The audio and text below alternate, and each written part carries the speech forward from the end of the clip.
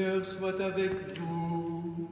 Et avec votre esprit. Évangile de Jésus-Christ selon saint Jean. Gloire à toi, Seigneur.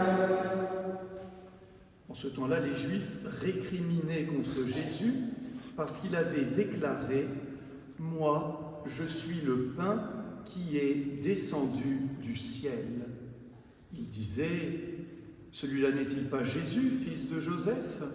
Nous connaissons bien son père et sa mère. Alors comment peut-il dire maintenant « Je suis descendu du ciel » Jésus reprit la parole. « Ne récriminez pas entre vous. Personne ne peut venir à moi si le Père qui m'a envoyé ne l'attire, et moi je le ressusciterai au dernier jour. Il est écrit dans les prophètes, ils seront tous instruits par Dieu lui-même. Quiconque a entendu le Père et reçu son enseignement vient à moi. Certes, personne n'a jamais vu le Père, sinon celui qui vient de Dieu. Celui-là seul a vu le Père. Amen, amen, je vous le dis, il a la vie éternelle, celui qui croit. Moi, je suis le pain de la vie. Au désert, vos pères ont mangé la manne et ils sont morts. Mais le pain qui descend du ciel est tel que celui qui en mange ne mourra pas. Moi, je suis le pain vivant qui est descendu du ciel. Si quelqu'un mange de ce pain, il vivra éternellement. Le pain que je donnerai, c'est ma chair, donnée pour la vie du monde. Acclamons la parole de Dieu. Louange à toi, Seigneur Jésus.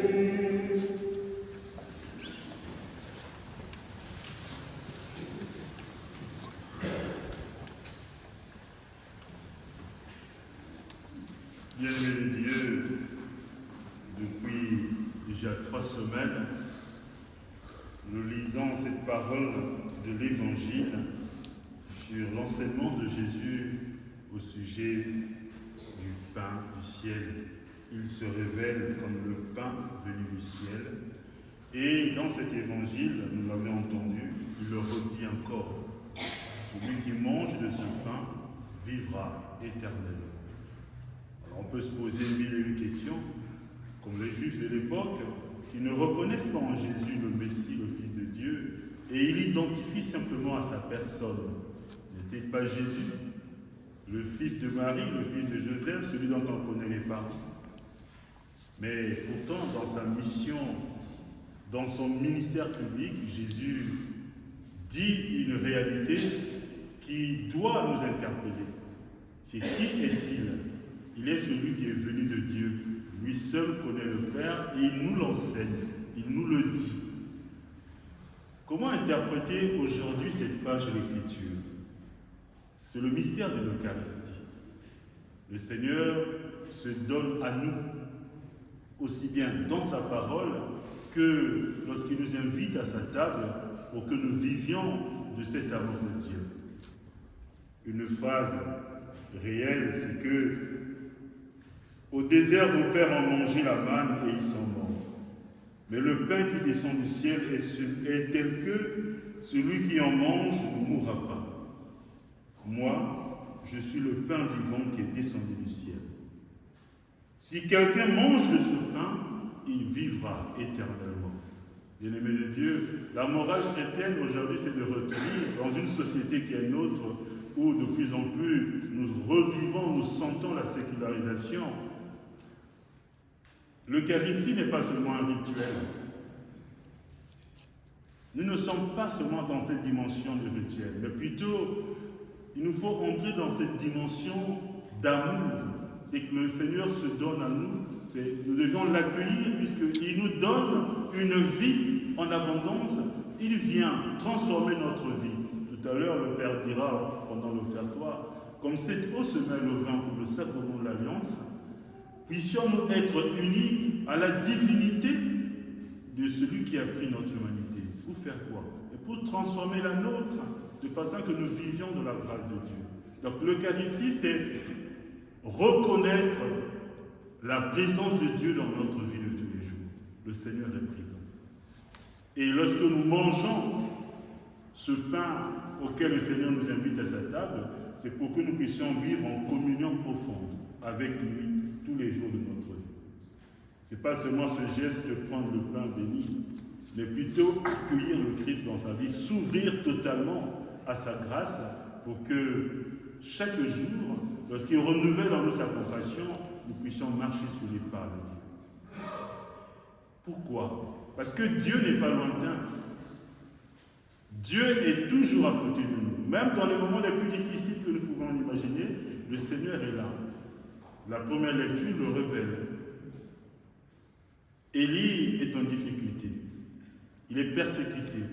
Il fuit son lieu. Jusqu'à même demander à mourir, parce qu'il n'en peut plus. Mais dans cette détresse, le Seigneur surgit et lui donne la force de continuer. Là aussi, la morale chrétienne, c'est de s'asseoir en réfléchissant, se disant en soi-même, la vie qui est nôtre est comme cette barque ballottée. Il y a des hauts, il y a des bas, il y a des jours avec, des jours sans. Il y a beaucoup de difficultés. Il y a beaucoup d'événements qui peuvent faire en sorte que notre foi chancelle. Il y a des événements qui feront que notre foi soit vraiment bousculée. Et la morale, c'est de se dire, même quand je me sens persécuté, même quand je ne sais plus que faire, même quand je n'en peux plus, il me suffit, dans l'expression de ma foi, de lever les yeux vers le Seigneur, en lui disant, Seigneur, viens à mon secours. Le Seigneur n'est pas lointain. Dans l'authenticité de notre vie, Dieu agira toujours. Puisque le Seigneur est celui qui donne, qui garde, qui sauve, qui préserve. Il est celui qui change notre vie. Sans le Seigneur, rien ne se fait. Et dans la deuxième lecture, l'enseignement, c'est notre vie chrétienne. Saint Paul nous révèle que dans cette relation à Dieu, par nos relations interpersonnelles dans la vie de tous les jours, nous devions vivre dans l'amour de Dieu. Et au cœur de cet amour de Dieu, il y a le pardon. Dieu est celui qui pardonne. Alors, des événements aussi peuvent justement, comme l'a dit le Père tout à l'heure, des événements qui freinent un peu notre marche, le poids de nos péchés, le poids de nos fautes. Et sauf que dans notre humanité, souvent, nous gardons beaucoup dans notre cœur tout ce qui nous accable. Et en gardant cela dans notre cœur, ces sentiments négatifs font naître en nous une autre manière de vivre. Et cela nous conduit à faire des grands écarts dans la relation avec Dieu. Beaucoup d'amertume, beaucoup de tristesse, beaucoup de souffrance, jusqu'à faire naître des passions négatives, la méchanceté, la haine. Tout cela n'a pas de sens dans une vie chrétienne. Saint Paul dit, ne contristons pas l'Esprit Saint. L'Esprit Saint est celui qui nous fait reconnaître le Père. Alors, comment ne pas le contrister? C'est libérer notre cœur de tous ces carcans négatifs. Tous ces événements qui ont eu du mal ou qui ont causé beaucoup de tort à notre vie, prenons-les et offrons-les à la table de l'Eucharistie, que le Seigneur lui-même éloigne de nous tous ces sentiments négatifs. Que le Seigneur lui-même transforme ces souffrances, ces amertumes, ces angoisses, qu'il les transforme en joie profonde. C'est ça le mystère de l'Eucharistie. Alors, comme aux temps anciens, le psalmiste nous dit « Goûtez et voyez comme est bon le Seigneur ». Qu'est-ce que cela veut dire? Goûtez et voyez comme est bon le Seigneur, c'est se rendre compte de la miséricorde de Dieu. Personne d'entre nous ici présent n'a payé une rançon pour être là. Nous sommes là parce que le Seigneur ce matin a renouvelé en chacun de nous sa compassion. Alors, vivons de cette grâce.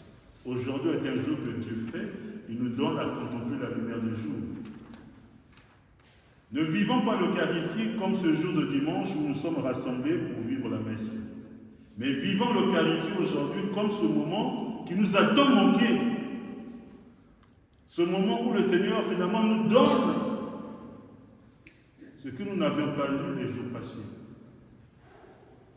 Que cette Eucharistie soit pour nous l'occasion de réaliser, comme l'a dit la prière d'ouverture tout à l'heure, que nous sommes fils adoptifs du Père.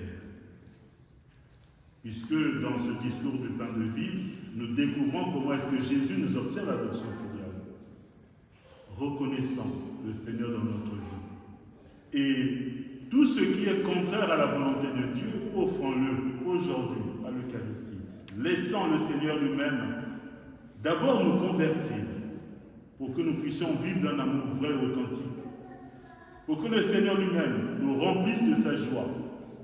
Et que, par nos prières, le Seigneur convertisse aussi tous ceux qui autour de nous n'arrivent pas à suivre le Seigneur sur les chemins de la vie. Que la miséricorde de Dieu nous comble tous, maintenant et tous les jours de notre vie. Amen.